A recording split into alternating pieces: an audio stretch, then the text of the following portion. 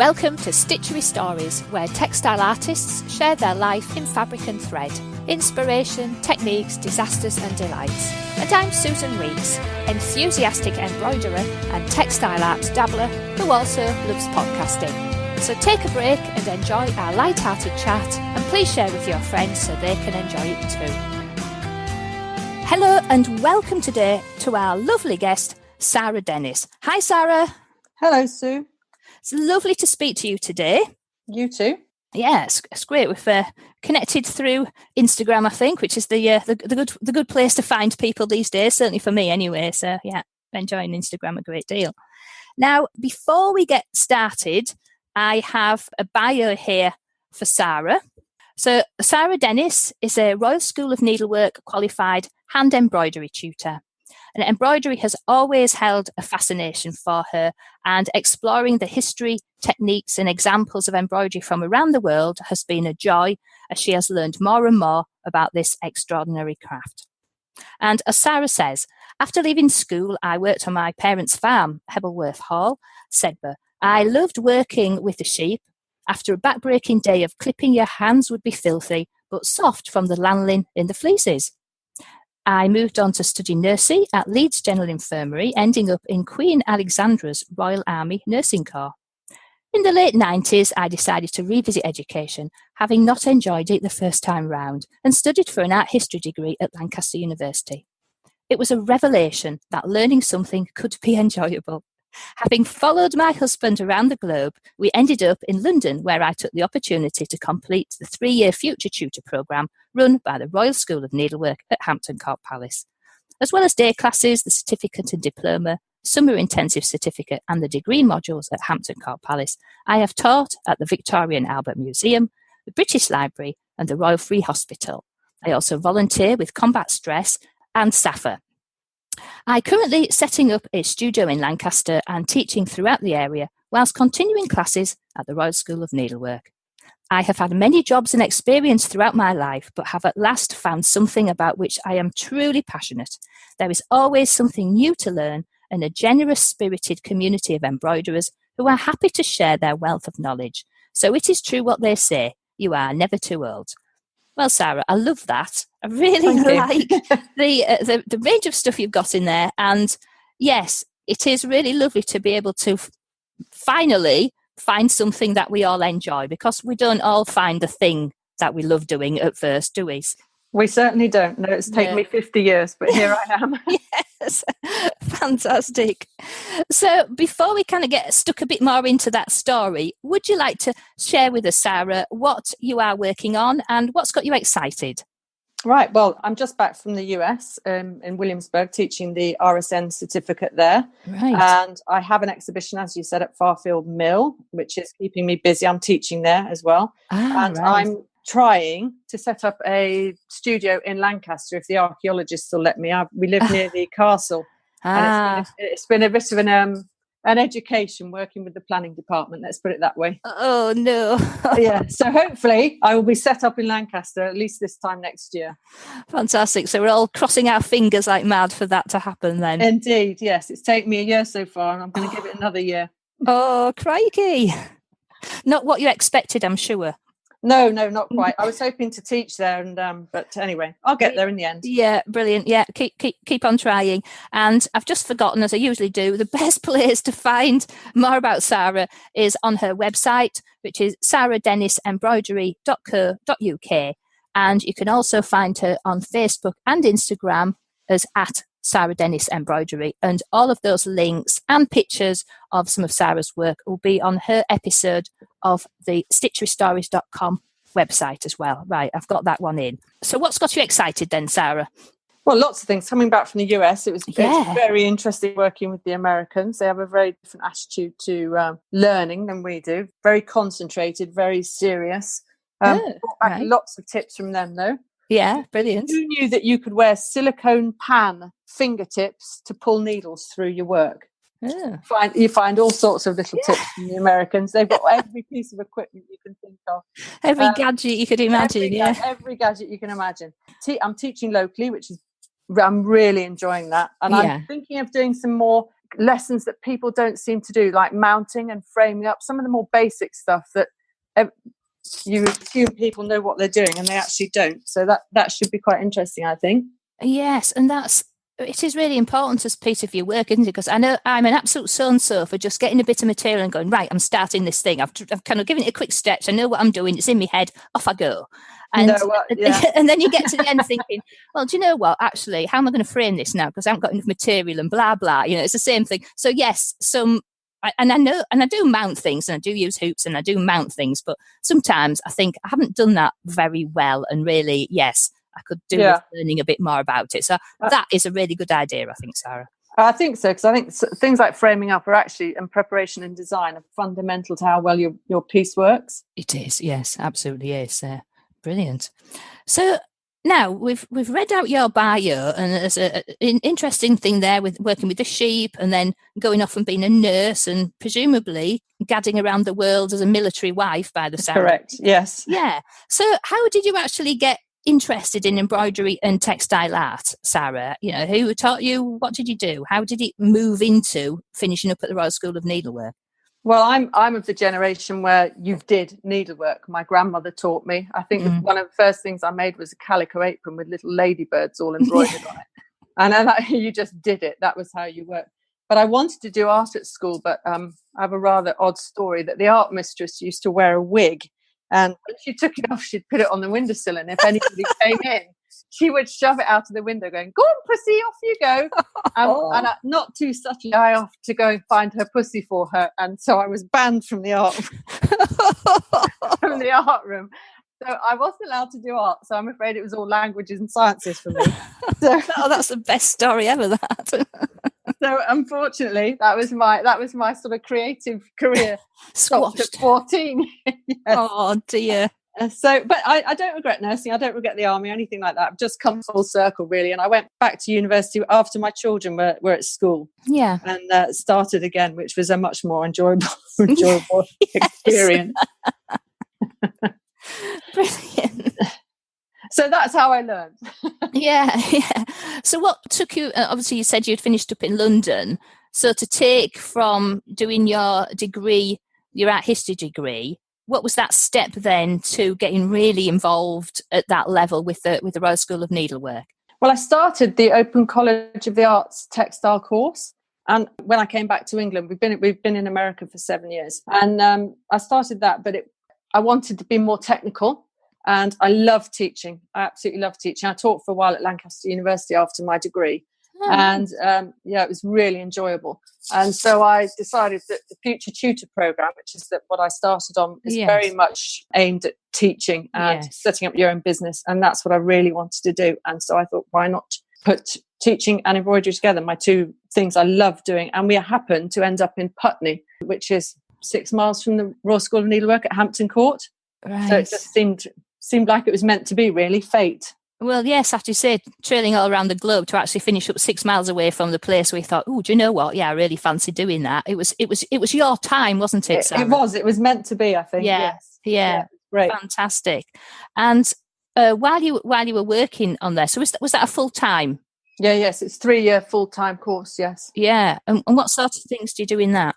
Well, you do every technique that you can think of, basically. I think we ended up doing, I was on the same course as 2 other girls, and we ended up doing about 80 hours stitching a week, every week. 80 hours of stitching a week? Yeah, wow. I mean, it really was full-time. So we were taught all the techniques, canvas shading, gold work, silk shading, you name them, we were taught them. Yeah. Because we're meant to be able to teach anything to anybody.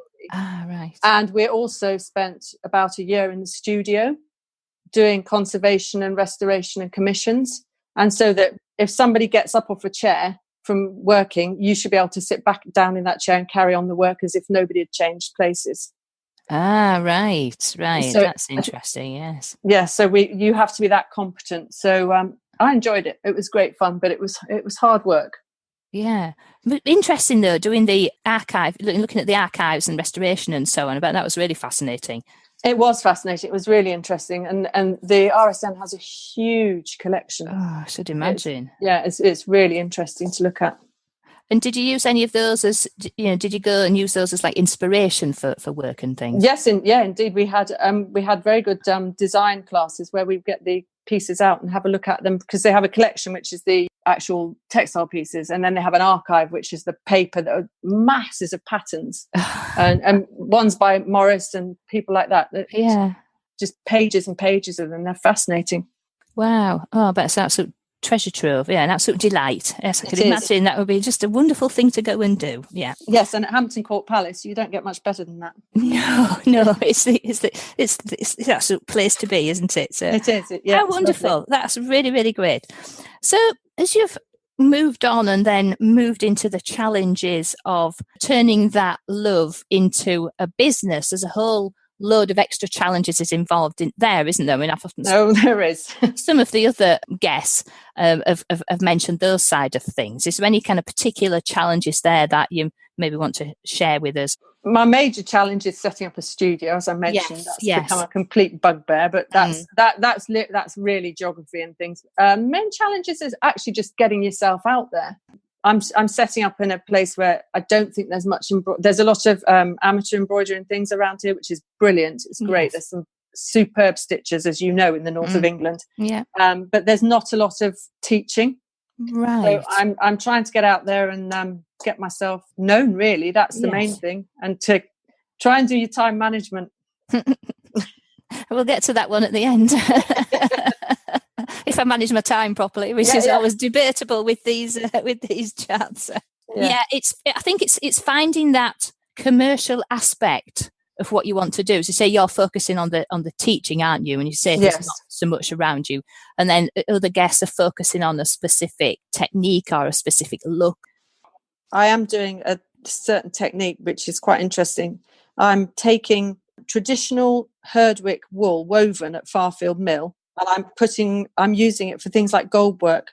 So it's sort of taking a traditional thing but adding a twist to it. I'm trying to veer away from the ultra traditional.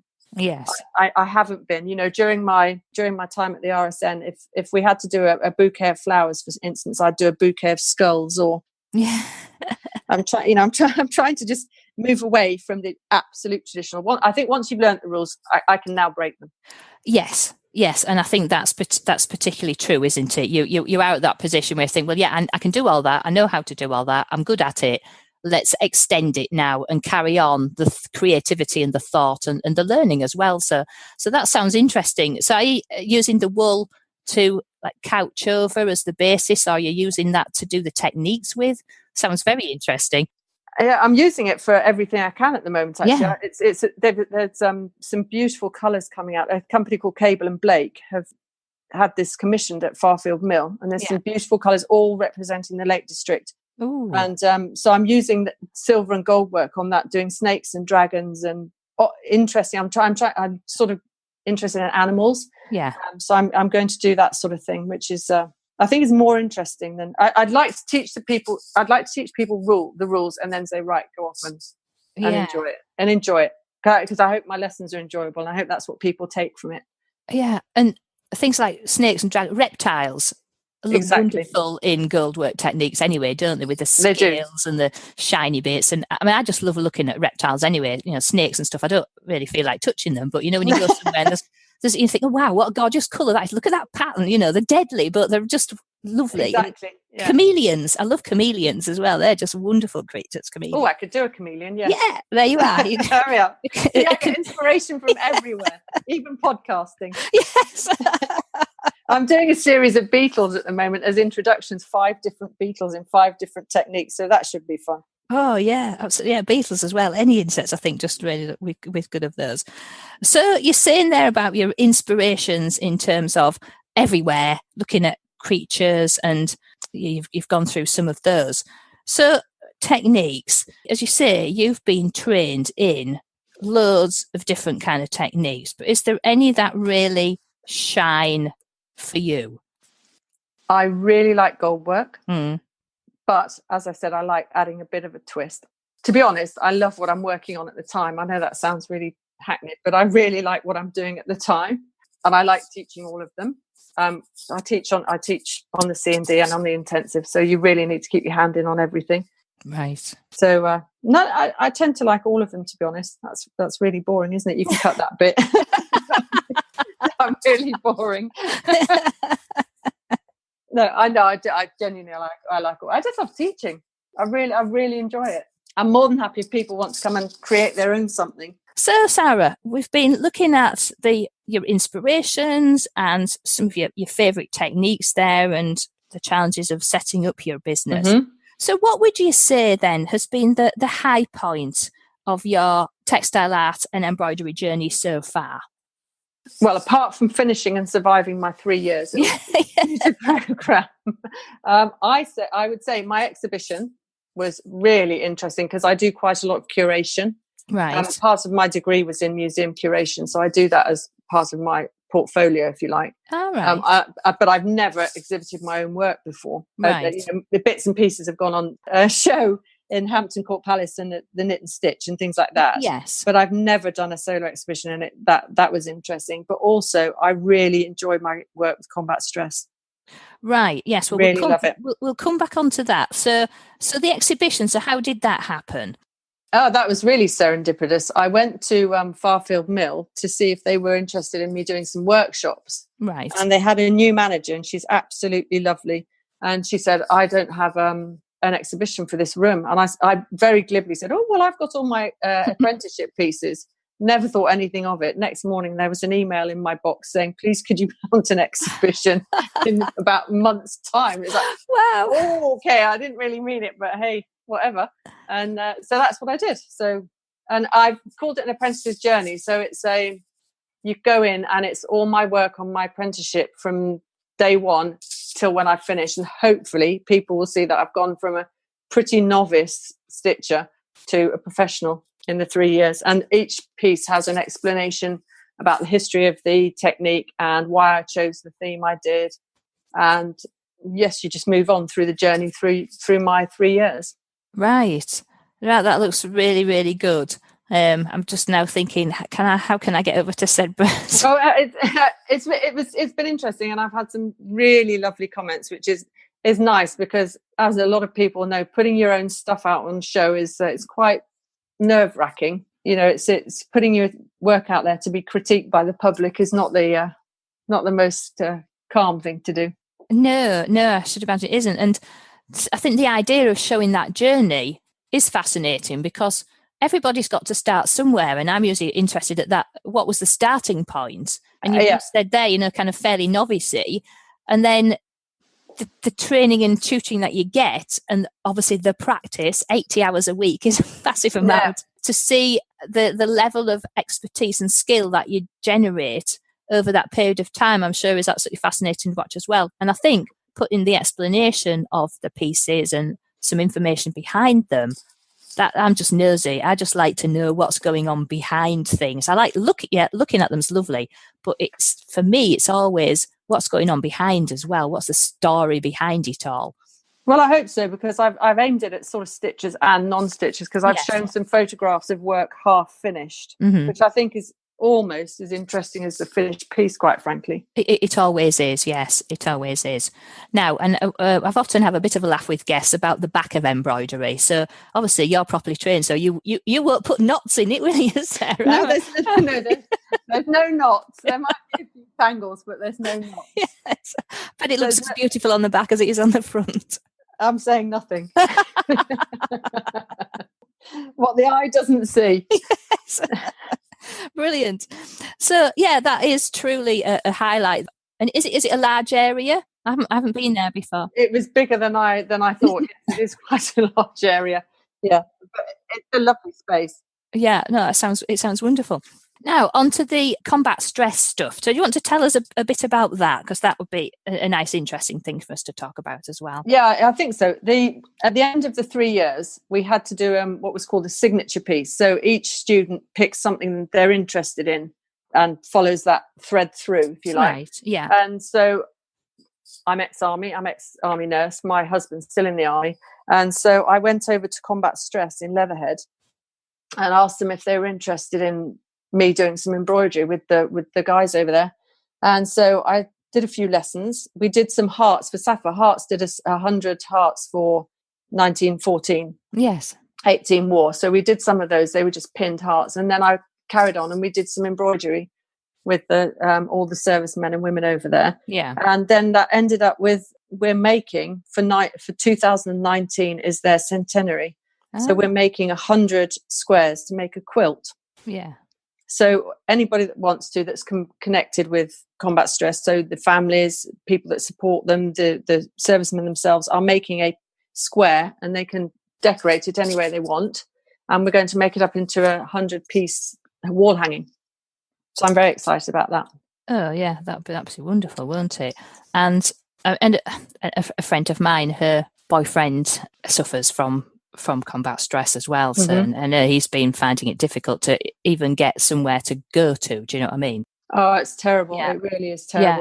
You know, I hands up to these people. They're brilliant. Combat stress are absolutely superb. They really are. They do all sorts of things. They have inpatient services and outpatient services, and they're brilliant people. And some of the work that the soldiers and sailors and airmen are bringing out are absolutely brilliant. Yeah. So what sort of themes are coming out of that? Well, we tried to keep it upbeat. Yes. Which, you know, is no weapons, no, you know, nothing like that. So we try, it's more about their journey and how they're coping and how they're managing. And some of them are beautiful. Some of them are absolutely beautiful. And some, when I started, it was like, oh, I'm not going to do sewing. That's girls. Yes, I was wondering about that. We go in this great big art room and you start sewing and you get all the glittery sequins out and everything. Parts for Valentine's Day, for instance. Yeah. And there's one great big girl's McCall, I'm not doing it. And so, okay, fine, it's no problem. You know, do it if you want to, don't do it if you don't want. Yeah. About 10 minutes later, you came to have a look, and then about an hour later, he's in there, and you couldn't get him to get they're my sequins, you know, it's my thread. And he was there for 2 hours, and they get totally, as we all do with stitching, get totally absorbed in it. It's super to just think you've helped, even in a tiny, tiny way. It's great. Yeah, I suppose it's given somebody 2 hours where they were focusing on something else. Exactly, and chatting about something else, you know. And something totally and utterly different as well, because that in itself is like a mental challenge, isn't it? You're kind of reprogramming yourself to actually sit down and do something different and talk about something and look at sequins and whatever. Absolutely, and it's a way they can take the rip out of each other. Yes, you know. Oh, I can imagine. Yeah, the banters are all mine's better than yours. You know, this sort of thing. It's superb. Some of the stuff they come out with. Oh, fabulous! My guest this week, Iona Barker, and she's running classes, hand sewing classes, for free ones for people, again around this idea of going to be creative and helping with stress and that sort of thing. And same thing, she said it's lovely, and she drags husbands and boyfriends. Yeah. They meet in pubs, which is a really good idea. And so she gets people to come along to pubs, and said she had a lot of IT workers and things. So same thing, you know, the guys are kind of, no, I'm not doing this, I'm having a pint. And then like half an hour later, she's kind of like, right, come on, sit down, let's get on with it, sort of thing. Yeah. She said, I really, really enjoy it. So that's really great, actually, that this has come, you know, on the heels of that, because this whole thing about stress and wellness and trying to get people to connect in a social way again is really, really important. And the conversations I'm having with people is sewing and embroidery and textile art is really helping with that. I think you're right. I think you're absolutely right. Yeah. Right. Brilliant. Yeah. So moving from high points then, bearing in mind that you are a I knew you were going to little lady. So have you got any stories for us, Sarah, of when something possibly didn't go quite as planned and was, you could almost say, was a disaster? But, you know, so we just have a bit of a laugh with these. But what did you learn from that experience? Well, I knew you were going to ask me this, and I thought, hang on a minute, I'm meant to be a professional. Yeah. I don't mean to put anybody on the spot here. We just have a giggle, you know. You're not putting me on the spot, but I did realise I put my exhibition up, I went round and I thought every piece I would do differently. Right. Every piece I look at it, I think, oh, that's wrong. Oops, I hope nobody notices that. I hope, and they are all effectively samplers. Yes. You know, they're my learning pieces. Yeah. And every piece I think, oh no, man, I can't show that. But I think my worst one was my silk shading. I had to do that twice in my class. I hang my head in shame. My first silk shading was awful. I've got it now, I have to say, but it took me a long time to get that one mastered. It's tricky, isn't it? I mean, I'm hopeless at that sort of thing, but just looking at it is beautiful. And for all it is just a straight stitch. Yeah. It can be dreadful or beautiful, can't it? It's a real skill. Well, take my word for it. My first one was dreadful, and it's not in the exhibition, and it's never going to be seen again. Have you still got it, or have you thrown it away? I've got it to remind me how bad I was, and that things can only get better. No. But the other real challenge, I genuinely think most people find this a challenge. Some people love it, but most people find it a challenge at first. Is both sides alike. Yes, I've never tried that. Well, take my advice, don't bother.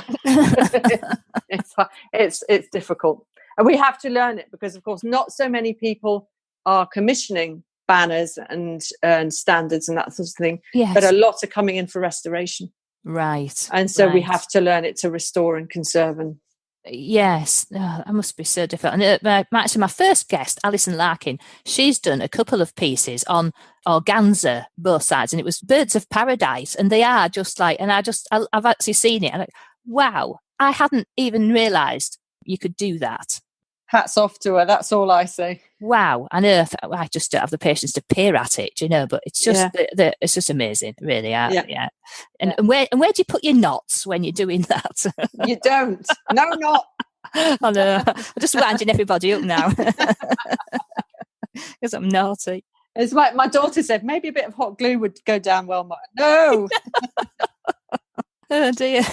Right. And then what about those dreaded UFOs? Do you have any of those lurking around in the back of a cupboard somewhere, Sarah? About 20. I have designs and half made up things and ideas and lists of ideas for teaching, mainly for teaching. Yes, you know, this would work, that would work. Yes. And you, of course, have to sew it yourself before you can teach it. So I've got a lot of those sort of half made or ones that I thought would work but actually don't, that sort of thing. And I have to say, I have a piece in my cupboard that my grandmother started with me when I was about 8. And I don't actually want to finish it. No. It's quite funny. It stands alone as it is. Yes. I don't know why. I just don't want to finish it. And that's got to be one of the most longest standing ones. You know, bringing in your grandmas. If it was a competition, who's got the longest one? Then that's cheating, isn't it, really? Bringing your grandma's UFOs in. It probably is. I did help her with it. I'm not completely cheating. Yeah. And what is it? Is it like a tablecloth or an embroidered thing? Or looking back, it was a really boring thing to start an 8-year-old on. It was a sampler of every herb you could think of in the garden. So you had to stitch the herb and then the Latin name under it. Yeah. So it wasn't too exciting at the time. It still isn't. Not really, because some herbs have got some nice pictures and others are just... Well, it was all green sticks. Yeah, exactly. Yeah. Yeah. And in our embroidery skill branch, we did a load of herb samplers because our initials are Hull and East Riding branch, which spells herbs. So right, and so we was looking what herbs we could do, and most of us tried to get ones with flowers on at least. But one of my friends, Katie, finished up. She'd just joined us and she did dill, and boy, was she bored with dill. You finished dill yet, Katie? No, I've got a bit more to go. And the marking pen, you know, the vanishing marking pen, just vanished. So she said, I ain't even got any pattern anymore. I said, well, never mind. I'm sure you can just keep on doing a few more little green stitches. And it looked really good, but she was totally bored with dill. Just so I should imagine at 8 you would be really riveted, wouldn't you? With it was dull. Surprised it didn't put me off. Yeah, well, there we are. You see, that's testament to your love of embroidery. That must be, I think. Yeah. Even the herb sampler at age 8 didn't put you off. Brilliant. So you mentioned before about time management. So have you heard of this saying, beware of long distant elephants? So it's those items and projects that they seem really far away when you asked about them and you say yes, and then they creep up on you and suddenly there they are looming large. So how do you manage all of your different projects, Sarah? Keep track of everything, keep self-organised, but still keep that creativity flowing as well. With difficulty. I think I have a great big notebook, and I have lists of to do, and I have lists of would be nice to do. And the would be nice never gets done. No. And the to do just gets moved from page to page week by week. So I try and keep up, but life gets in the way. We're moving house. The exhibition jumped on me. America jumped on me, but I just keep going. It's a bit like talking of elephants. It's a bit like eating an elephant, isn't it? One bite at a time. You just do it one bite at a time. That's very, very true. Yes. How do you eat an elephant? One bite at a time. For example, you're just saying there, the thing in Williamsberg, that came fairly short notice. So yeah, the short notice things are often, well, it's the delight of a deadline, isn't it? Gets you moving with it. But you can just finish up juggling too many things at one time as well. Yeah, lots of plates in the air. Yeah. And as you say, with this saga with your studio, that's obviously a long, long, long distant elephant that's trundling along in the background. So that would be nice, wouldn't it, for it to suddenly be there large? Yes, I'm available. I can do it now. So that would be brilliant. Keep positive. Yeah, very much so. And then sort of looking forward towards future plans, what plans and projects have you got in the pipeline, Sara, that you would like to share with us today?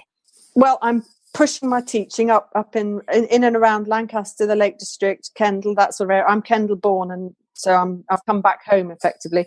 And then I'm hopefully curating a couple more exhibitions. I really enjoy curating. So they might happen sort of towards Christmas, that sort of time, end of the year. So that'd be really interesting. I'm really looking forward to those. And I'm just hoping to build up my business and teach more. So the curation, what sort of things do you do for that? I centre on textiles. My degree was I majored in museum curation and put up a exhibition of military uniforms at Lancaster Museum. So that was interesting. That was great fun. So hopefully I can do something around that in Carlisle. It's an extraordinary how many textiles military museums have. Yeah, so you're looking at military textiles. That would be an obvious thing for you to get involved with. Exactly, and that not only military textiles, of course. It's 2018 is huge. Yes. For the end of the First World War. And also, it's incredible if you go behind the scenes at military museums, how many textiles they have, how many, we were talking about combat stress, the textiles that the soldiers sewn to send home to their sweethearts. Oh, right. And it's really lovely, emotional, and even romantic stuff it's all tucked behind there. Oh. So it's not all guns and uniforms. There's some lovely work.